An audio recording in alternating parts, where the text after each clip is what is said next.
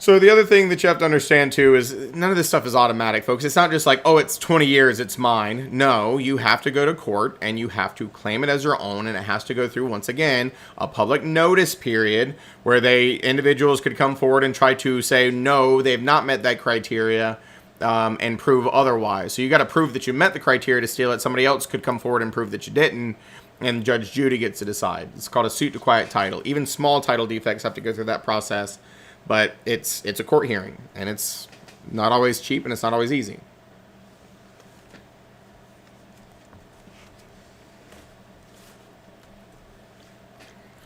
So the other types of involuntary alienation, I mentioned this first one last week. It's called escheat. This is the one I told you about in the Dorothea Dix story. Okay? If you die without a will, it's called dying intestate, we said. I told you North Carolina has the law of intestate succession. They will write a will for you, which means if you've got any real property, they will try to give it to like 7 degrees of people. If you're married, it goes to your spouse. If you're not married, it goes to your kids. If you don't have kids, it goes to your parents. If you don't have parents, it goes to your siblings. If you don't have siblings, it goes to so on and so forth. And if they go to that 7 degrees of people and you have nobody, the state just takes it. I say, well, sucks to suck for that lonely person. We will take this. And so what's supposed to happen is the state takes that real property and they're supposed to sell it at auction. And that money, allegedly, is supposed to go to public school funding. Allegedly. I don't know. But that's escheat. And so in the example of like the Dorothea Dix property, when they stopped using it as they were supposed to and it went back to the Dix family, law of intestate succession kicked in. There was nobody to give it to in the Dix heirs. And so that's where the state of North Carolina got it back and then sold it back to the city of Raleigh. Escheat. That's right, Brooks. Just like the lottery. That's what I think every time. Listen, if the lottery stuff actually went to public schools, our public schools would be a lot more well-funded. Let's just be completely honest with the amount of money that people spend on that thing. But whatever. So the next one is a fun-filled one called eminent domain. And I referred to this one a little bit in the easement section as well because we talked about an easement by condemnation. So understand that you got to differentiate between the right of the government to take your land versus the actual act of taking it. The right is called eminent domain. The government has the right to take your property for the greater good of the public. 540 being the prime example, as y'all said before. Folks, do you think that 540 was a bunch of vacant land? No. There was businesses and houses, hundreds if not thousands of them that were bulldozed to build the 540 project. And so the government said, we need this. Now they do have to give you just and fair compensation, but some states you can argue with the government on whether or not they can take it. North Carolina is what we call a right to take state. When they decide they're taking it, they're taking it. The only thing you can argue with them on is how much money you deserve for it. By the way, if you didn't know this, you would have to take them to court to sue them for more money. And you have to get permission from the government to sue the government. So you have to like ask them, can I sue you for more money? And they say, no. Good luck. Listen, government, gotta love it. So I'll tell you another crazy story here about eminent domain. There was, I think it was either Maynard or Cary Parkway. It's been a while now that they expanded in Cary. And so they were taking the road. The road already existed, but they were expanding it into a 4-lane road. And so they ended up taking just the front half, right? Imagine the road's running here. You got properties on either side. And they just wanted the front portion of these people's yards to expand the road. They didn't take the whole houses. And so they can do that. They can say, well, we don't want the whole thing. We're just going to take the front 15 feet. And they would have to pay for the front 15 feet, and they can steal that away. And so that's what they did. But when they did this, there was a gentleman who lived back here. And due to the impervious surface of the road and the topography, every single time it rained after they did this expansion, his house flooded. Didn't before, but then it started to after. So he went back to the city of Cary. He said, listen, you've destroyed my house. It has no value. It floods every time it rains because you've done this. You need to buy the rest of my house, my whole house. And they wouldn't do it. They said, no. We got what we needed. We whatever. And so in order to get some insight or some traction on it, he actually, you ready for this? In big red spray paint on the front of his 2-story white house, painted "Screwed by the City of Cary." Some of y'all remember that. And yeah, so I worked in Cary when that happened. you were working in Cary? Yep. Did you see it? Every day. Yeah. Yeah. And so, of course, the news jumped on it because, everybody's passing by this. And, of course, then the city of Cary is like, after hit the news story, they're like, well, hold on, we'll talk about it. And, of course, they then allowed him to take him to court, and he had to fight him to try to force him to sell it all or buy it all for just and fair compensation. The sad part is he did eventually win, but he died before he won. So whatever money that, got paid, I'm sure went to his estate, his kids, or whoever. But that is a prime example of eminent domain. They have the right to take your property at any time for the greater good of a municipality and have to give you just and fair compensation, but they can take it. Now remember, the act of actually taking it, right, is called condemnation, which is why we said that easement, if they just wanted to run a gas line underneath your house, that'd be an easement by condemnation. We don't want your property, but we're running a gas line under it whether you like it or not. That'd be an easement by condemnation because they have the power or the right because of eminent domain. What you got, Janet? So this is kind of what happened here down my neighborhood, and I live in Ager.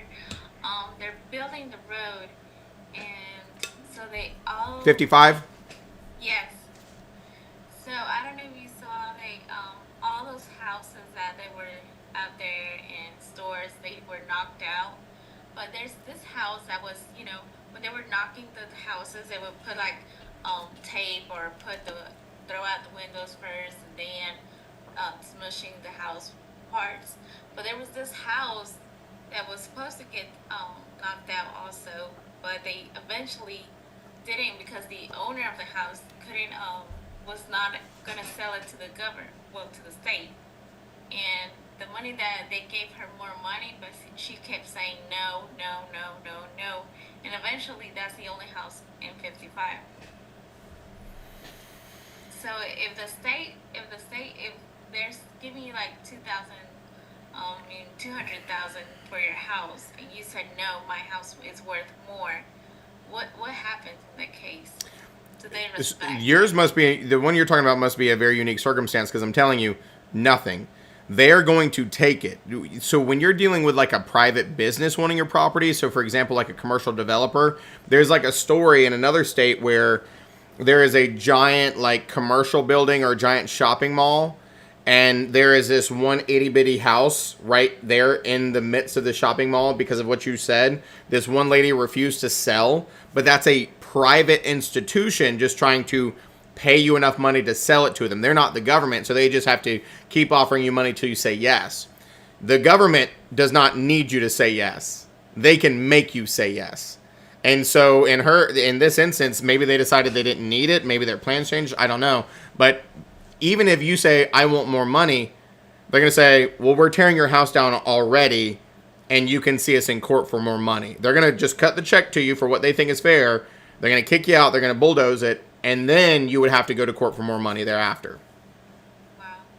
Okay. And it used to be, Janet, it used to be that if you contested the money, they would kick you out and they wouldn't write you a single check until your court hearing.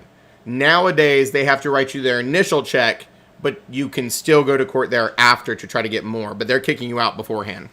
And there was another house that they received like the check, but this funny guy decided to sell his house, but not with the real estate, just sell it by owner when he already got his house bought it by the private road. That's called fraud.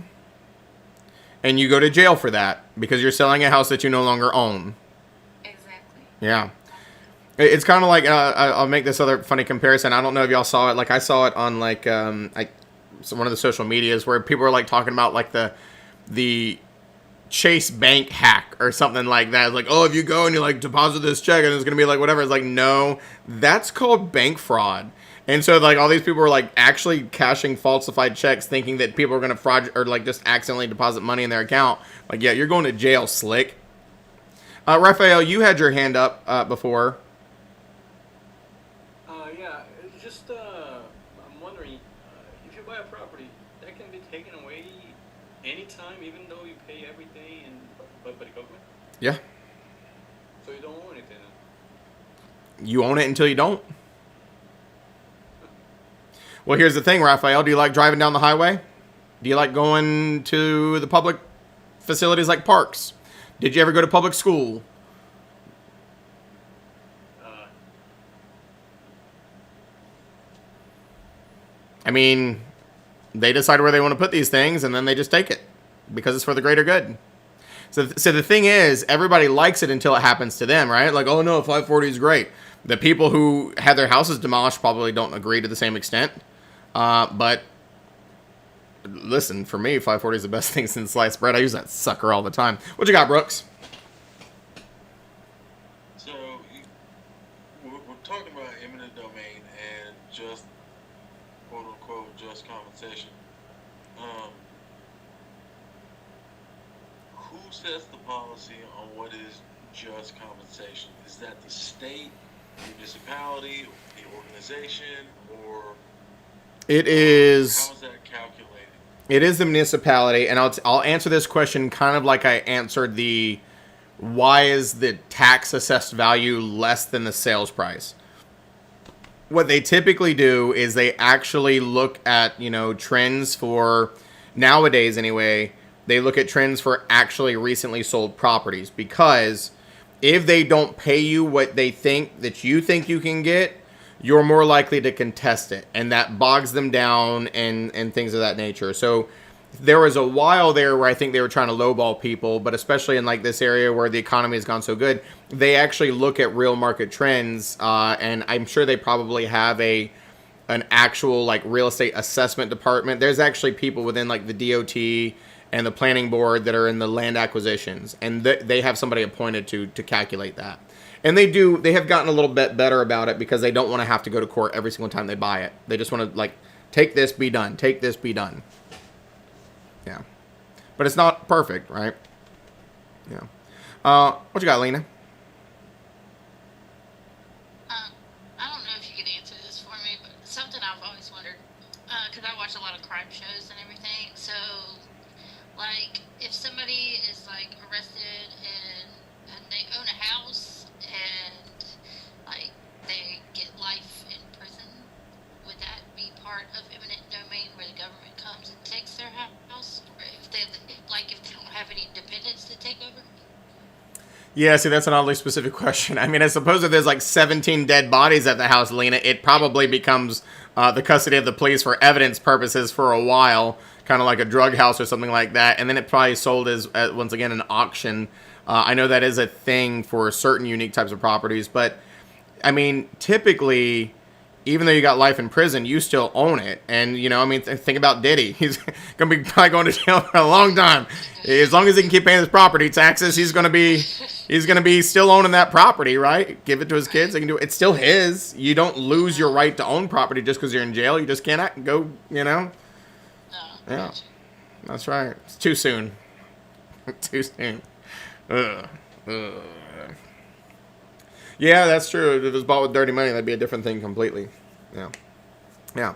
There you go. So eminent domain, not pretty, right? It is definitely one of those things that people have a love-hate relationship with, but it's for infrastructure purposes. And so, of course, the right of the government to take your property for the greater good, called eminent domain. The process or act of actually taking it, condemnation. Okay, condemnation. You got to keep those separated.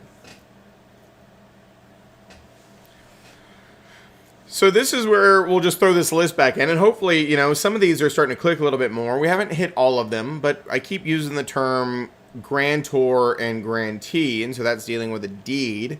And so you've always got to be able to keep those or and e words straight. And of course, I haven't switched the slides yet. I'm rambling on for a second in case any of you are taking notes on this slide, so I'm not rude before I switch it. That's what I'm doing. Sometimes as a teacher, you just ramble on things if you think that people need the slide still.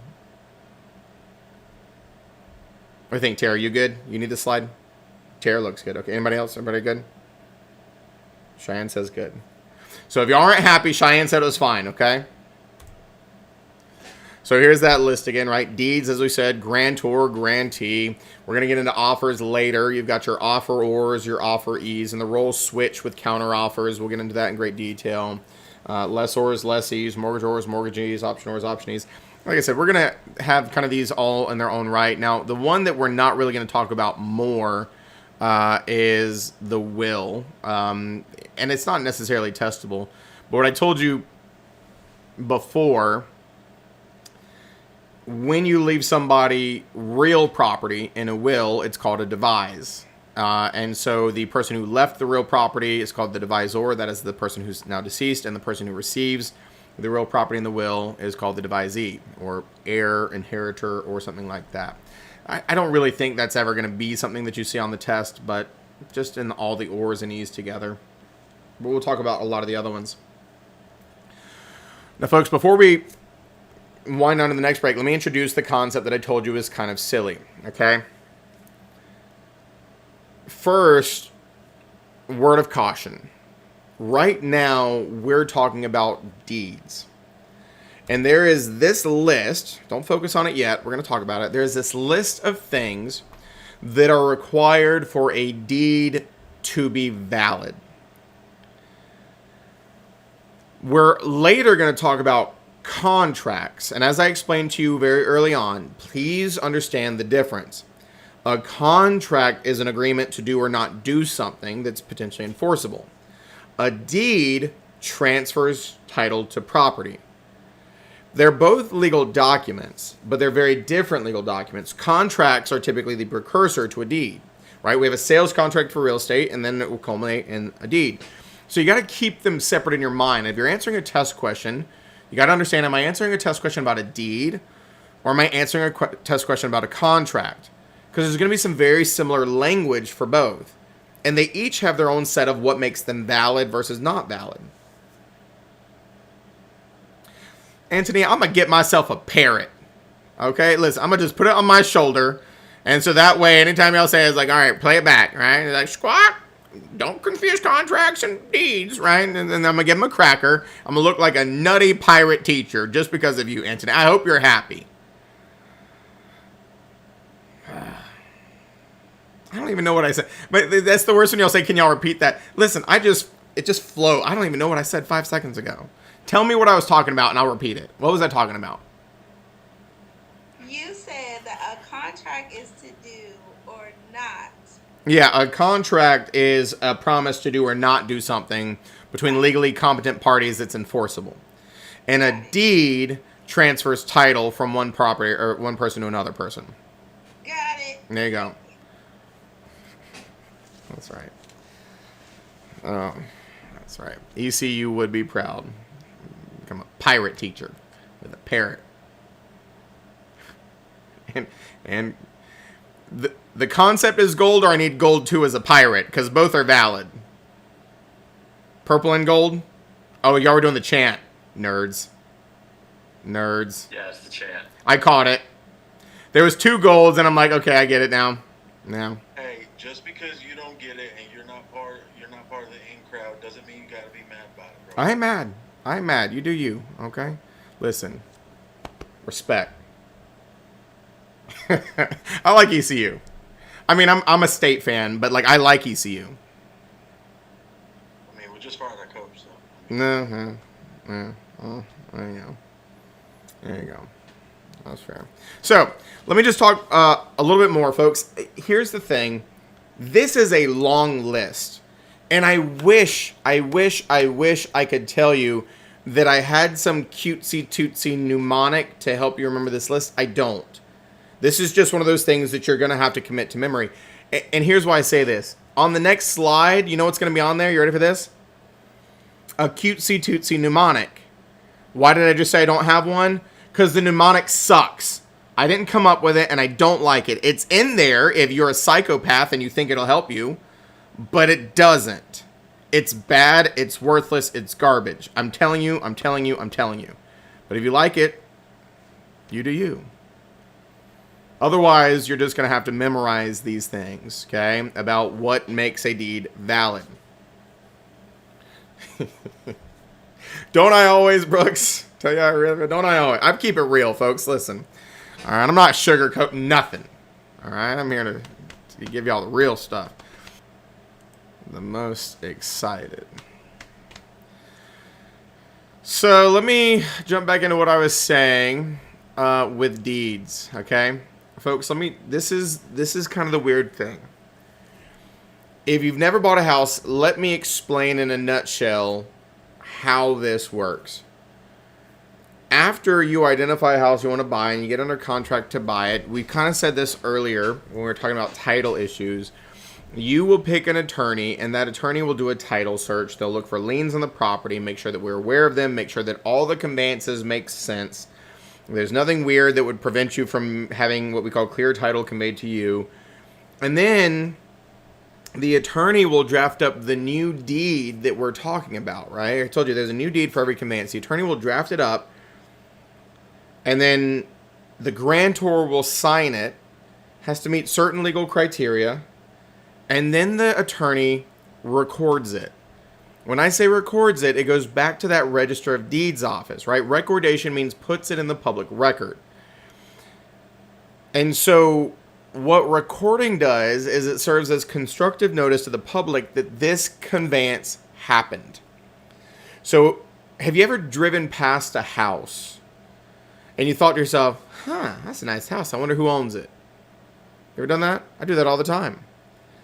And you can look it up. So like you can look up that house in the public record and you can say who is the owner of record because the conveyance has been recorded. So everybody tracking with me here. Now, do me a favor. Look at this slide that's on my screen and tell me if you see the word recorded anywhere on there.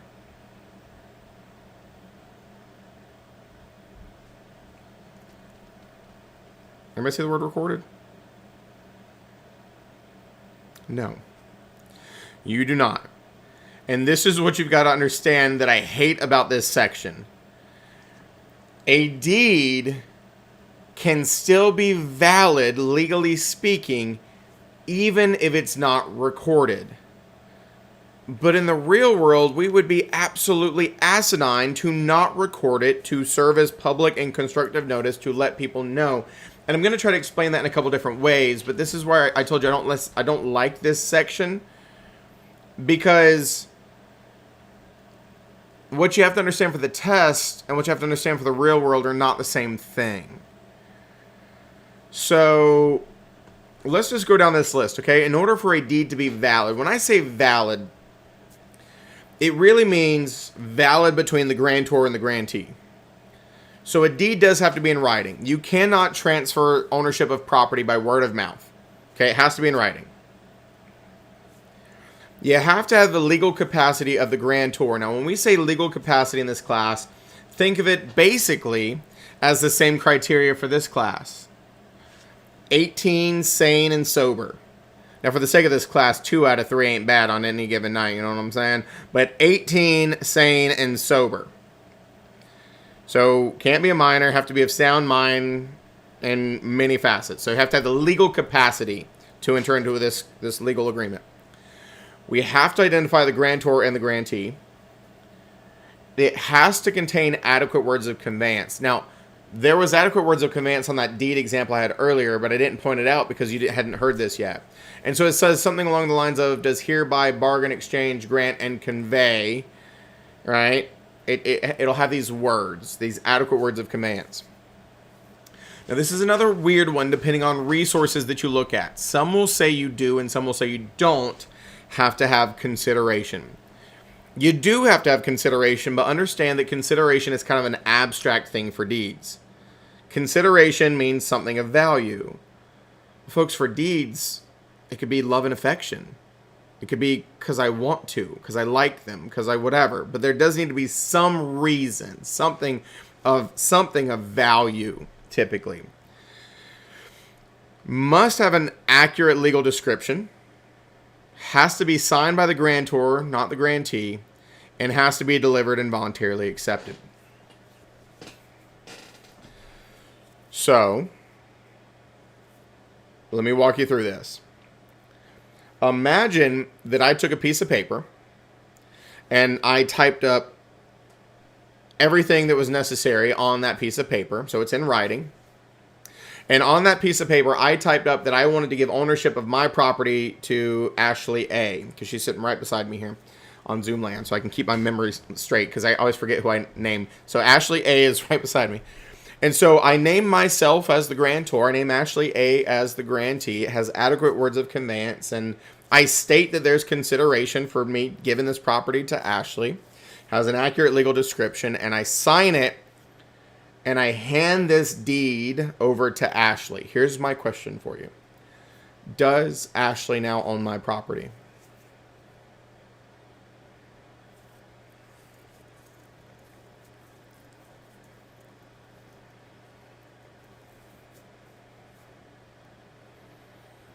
She does. She does. Folks, when I say valid, it is valid between Ashley and I. I met all the legal criteria for this deed to be valid. And Ashley now has this deed showing that I have given her ownership of this property. Ashley owns the property. But what Ashley did not do, she didn't record it, but she doesn't have to. Not for it to be valid. Recordation is to make it enforceable against third-party claims. It's to protect against, like, repercussions, but it's still valid. Now, here's the question, folks. Even though Ashley owns my property, does anybody else in the world know that Ashley owns it other than her and I? No. And in fact, if you look at the Register of Deeds and you look up the owner of record, the last recorded deed, who is it going to look like still owns it? Me. Do you see the danger there? Is the deed valid? Yes. But is Ashley protected? No. Because she has not recorded that deed, but still valid. And I'll give you the example, because once again, if you think about like old school, it kind of makes it make a little more sense. Folks, people have been using deeds for hundreds of years to transfer title and ownership. And we still have records from them from hundreds of years ago.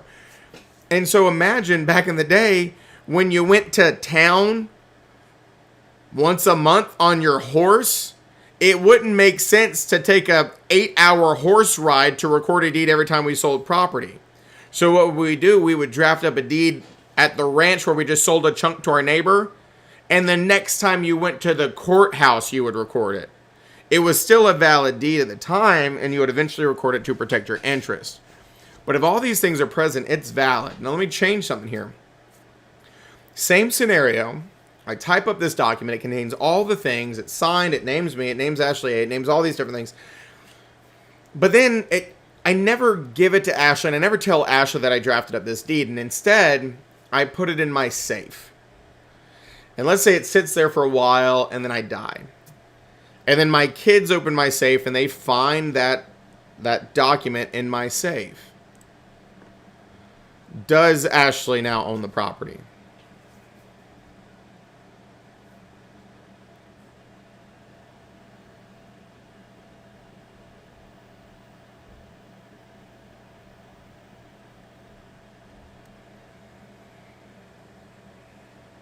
No.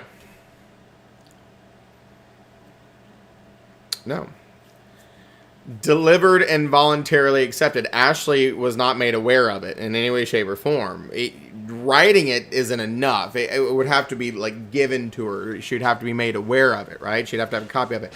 So because that didn't happen, you're missing a piece. It wasn't a valid deed. She does not own it. But what I'm telling you is, like, if these things are present, we ask, is a deed valid? Yes, it is. Okay, yes, it is. But in the real world, we always record deeds. Don't get so caught up on this, like, well, I don't understand. I thought we do, because it'd be stupid not to. But is it required to be recorded to be valid? No. Has to be in writing, legal capacity of the grantor, have to name the grantor and the grantee, has to have adequate words of conveyance, has to have something of value, some type of consideration, love and affection, money, something. Accurate legal description of the property, signed by the grantor, and must be delivered and voluntarily accepted. Now, just for funsies, let me go back, and I'm just going to show you, while I answer your question, Janet, the adequate words of conveyance on this deed example I had. Go ahead and ask your question now.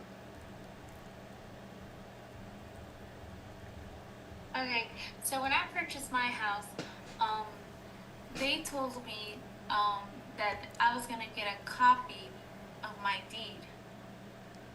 And like I told you before, I bought my house in the month of June. Does that take time for the deed to be recorded? Because I haven't got the copy yet, and it's almost, December? November? The deed should have been recorded that day. They wouldn't give you the keys to the house until your deed was recorded at the Register of Deeds. And so that just echoes my point, folks. In North Carolina, we don't consider you the owner in a real estate transaction until that new deed has been recorded. Just to understand like how opposite what I'm teaching you is from the real world. We will not even hand you the keys until it's been recorded. So your deed has been recorded. What you need to do though is reach out to your attorney, because what they will typically do is mail you in a big brown envelope a closing packet with all your copies of all your documents. So if you didn't get that, you need to reach out to them. But your deed's been recorded, and you can look it up in the Register of Deeds right now. Oh, okay. Yeah. So just to go back to what I said, names the grantor, names the grantee. What you can't see, because I didn't put all the pages on here, is that somewhere on this deed, the grantor did sign this, not the grantee. The adequate words of conveyance has and by these presents does grant, bargain, sell, and convey under the grantee in fee simple. Now, right here, for valuable consideration paid by the grantee, the receipt of which is hereby acknowledged. All you really have to do is state there was consideration. You don't have to say how much. So that's why I'm saying, does there have to be consideration? Yeah. Does there actually have to be consideration? No. As long as you say there was some, there was. And so because this is a life estate and it looks like it was probably given to, family members, this was probably not actually any consideration. They just wanted to do it. But you just have to state there's consideration. Legal description is on there. Okay. So all of those things that we just mentioned. Now this one was, of course, recorded as well. What you got, Bree? How do you record that someone accepted something if, like it's not in there? Like, how is it recorded that it was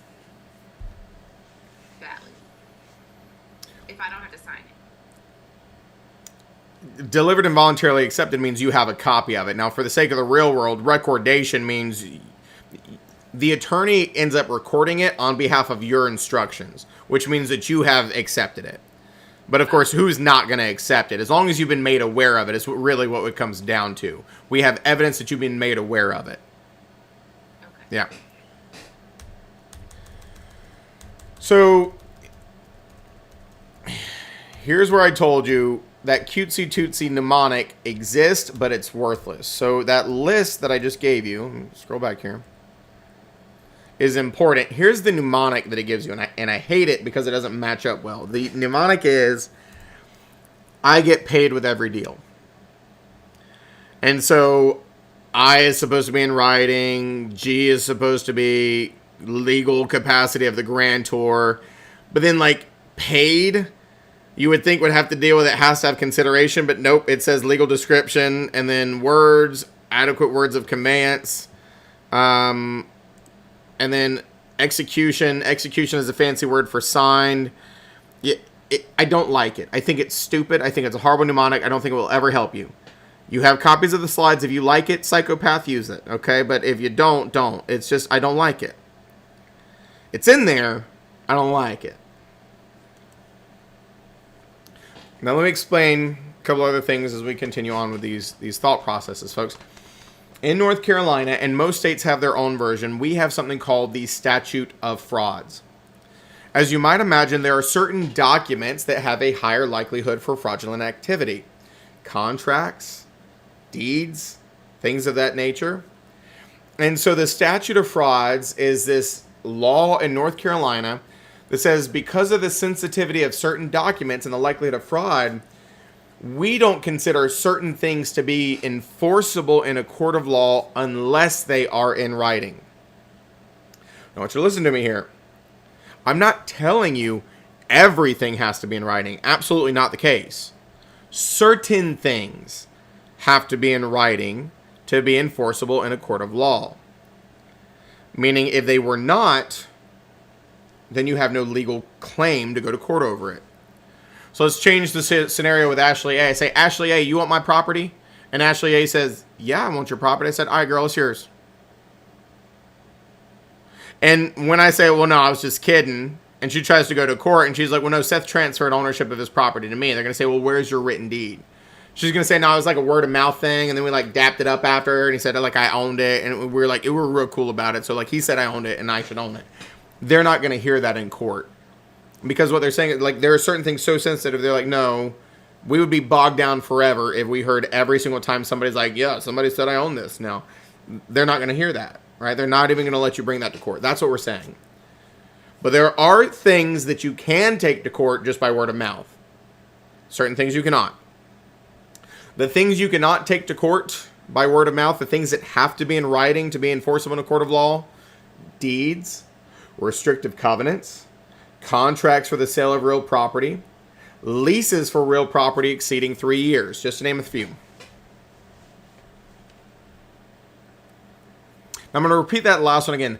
Leases for real property exceeding 3 years. What does that mean?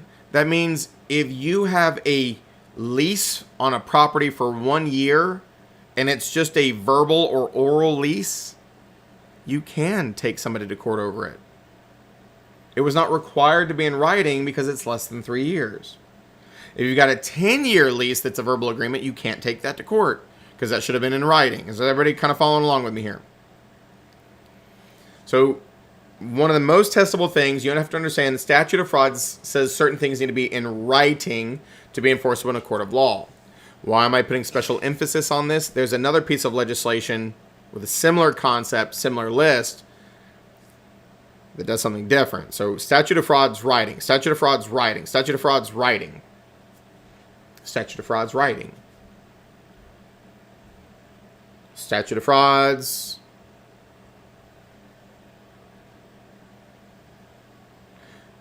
Writing. Thank you, Cheyenne. Listen, they can yell purple and gold all day long and ask them to say writing. They're just like, oh.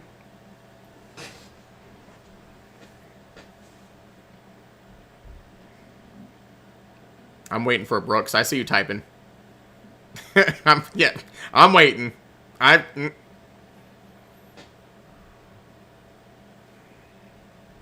Oh, man, this is a good one. He's taking his time on that one. No pressure. Lena's waiting, too. I see it. She's like, what's going on here? Antonia says she wants to... There you go. Parents don't need to write around our word. Fair enough. Okay, listen. I saw a couple pirate movies in my time too. Okay, I'm with you. All right, you old ECU folks. That's right. You're good. So statute of frauds, writing. Statute of frauds, right? Listen. This goes a little bit further, but here's the list for the statute of frauds. Okay, deeds, covenants, restrictive covenants, purchase agreements and sales contracts for real property, obviously, and leases exceeding 3 years, right? Leases of more than 3 years.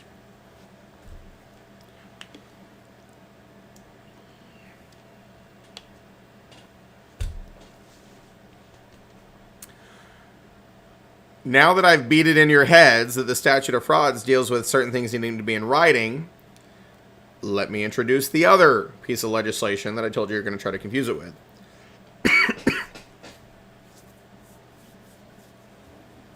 And I'm pausing for dramatic effect because I feel like there are a couple people still writing down this list. I'm cool with it. I'll wait a second.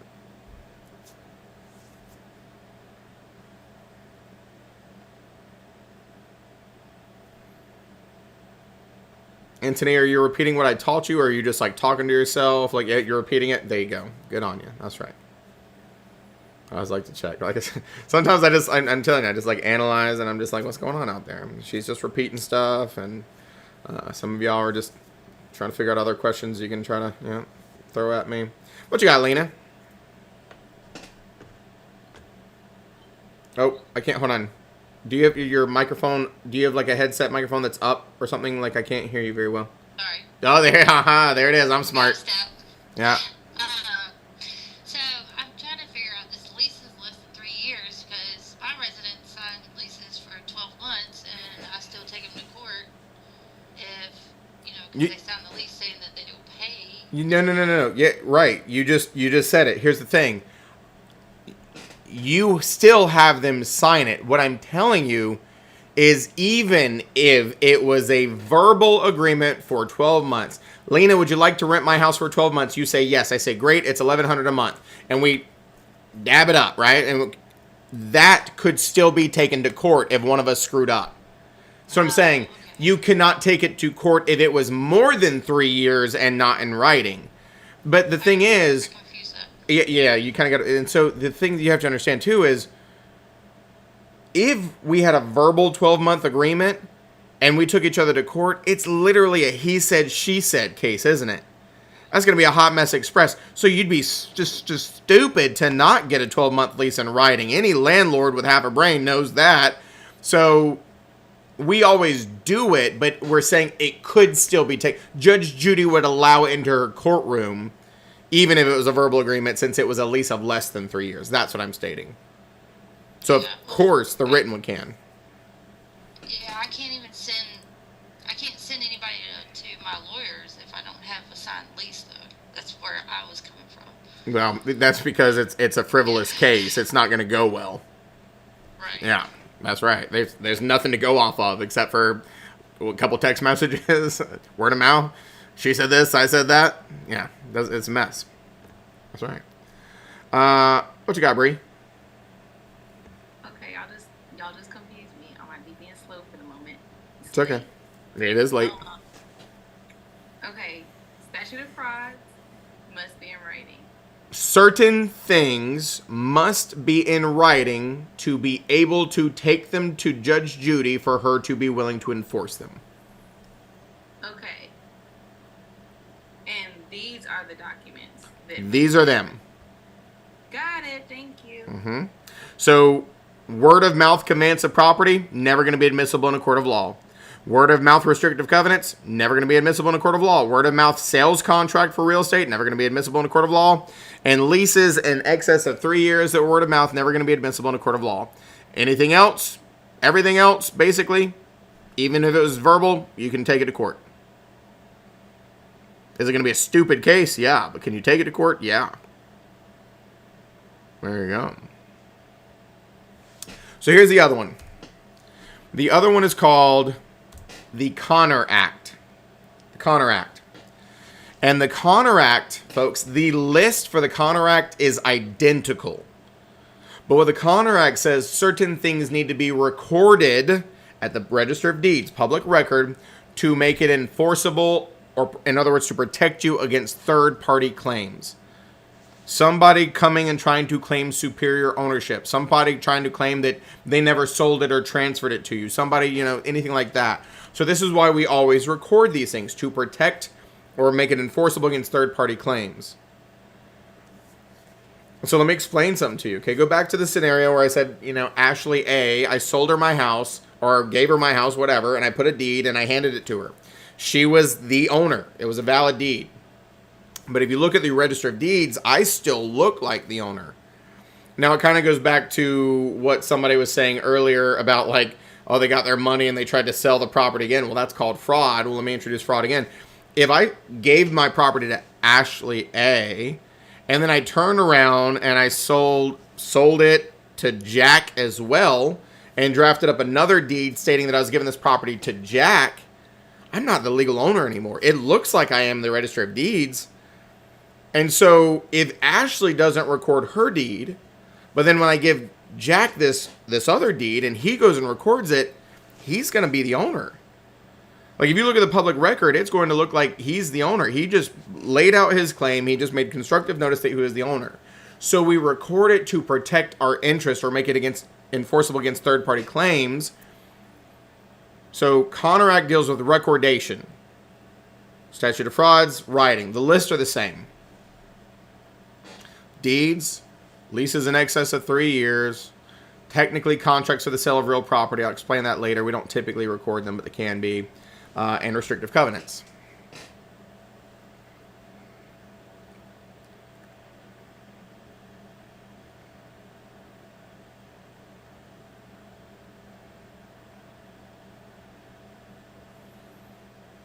How's everybody feeling so far?